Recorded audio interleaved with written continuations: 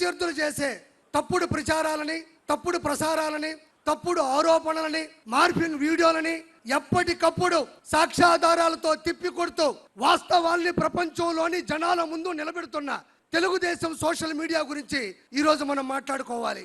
బాబు గారిని ఆదరించే వాళ్ళు, బాబు గారిని అభిమానించే వాళ్ళు, బాబు గారి విజన్ ని ఆరాధించే వాళ్ళు, ఆయన ద్వారా లబ్ధి పొందిన వాళ్ళు ఈ రోజు లక్షలాది మంది స్వచ్ఛందంగా సోషల్ మీడియా నిర్వహిస్తున్నారు. ఒక్క రూపాయి కూడా తీసుకోకుండా తెలుగుదేశం పార్టీలో చాలా మంది సోషల్ మీడియా నిర్వహిస్తున్నారు.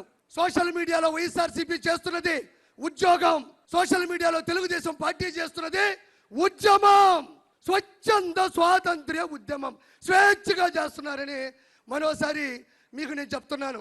వాళ్ళు విచ్చలవిడిగా ప్రసంగాలు చేసినా, అతను ప్రసంగా మాట్లాడినా, సోషల్ మీడియాలో దారుణాతి దారుణమైన పోస్టులు పెట్టినా, ప్రెస్ మీట్లు పెట్టినా, బూతులు మాట్లాడినా, అవమానించినా ఏ ఒక్కరూ మన వాళ్ళు సంయమనం పాటిస్తున్నారు తప్ప తిరిగి ఆ విధంగా ప్రవర్తించట్లేదు. దానికి ఉదాహరణ నేనే.